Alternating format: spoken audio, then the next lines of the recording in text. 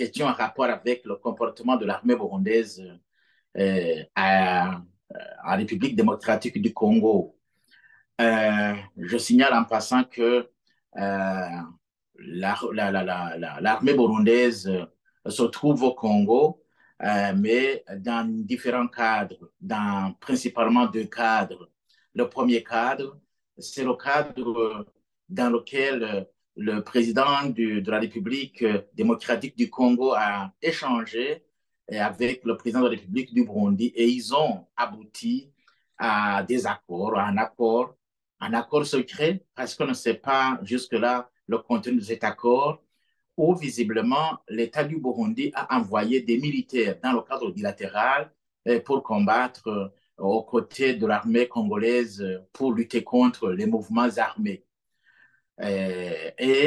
Certainement, d'après les informations du terrain, c'est que les militaires burundais portent l'accoutrement militaire de l'armée congolaise.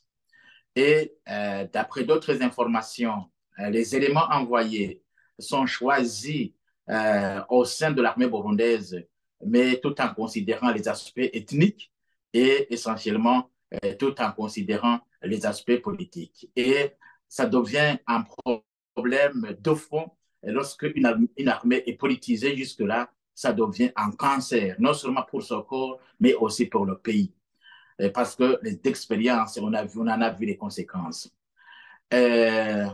Deuxième cadre, c'est que le Burundi a envoyé des militaires dans ce cadre de l'East African Community où des militaires burundais et d'autres militaires de ces pays-là se sont rencontrés au Congo pour aider Kinshasa à redresser la situation. Mais maintenant, la question qui se pose, un pays se trouve là dans deux cadres. Et en plus, les militaires burundais qui sont allés dans le cadre justement bilatéral sont accusés d'avoir tué, d'avoir brûlé, d'avoir saccagé les biens de la communauté Tutsi de là-bas. Et ça, ce qui crée d'autres conflits, d'autres interrogations, à tel point que les gens se posent des questions.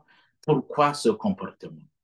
Maintenant, nous ne pouvons pas directement juger parce que nous ne sommes pas sur le terrain, mais ce que nous pouvons exiger, c'est l'enquête approfondie pour que nous sachions qui a fait quoi, pour si ce sont des Burundais qui se sont adonnés à ces atrocités, qu'ils soient traduits devant la justice. Voilà ce que nous pouvons exiger ici pour qu'il n'y ait pas entaché, l'armée ne soit pas entachée, l'État burundais ne soit pas entaché. Il faut que les responsables soient traduits devant la justice pour que nous sachions la vérité et que la vérité gagne et que la justice gagne pour que nous restions intacts à ce niveau-là. La question qui reste persistante, c'est qu'il va y avoir forcément une réunion des chefs d'État pour évaluer cette activité qu'ils sont en train de mener au Congo via leurs armées.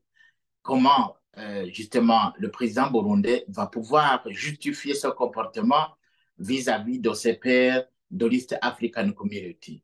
Le risque est grand que le Burundi justement soit taxé de ceci ou de comme cela et que ça peut même aller plus loin et le Burundi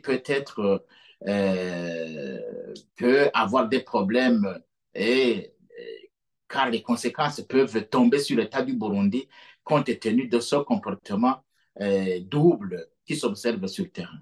Voilà tout ce que nous pouvons exiger comme Sephora Rouge.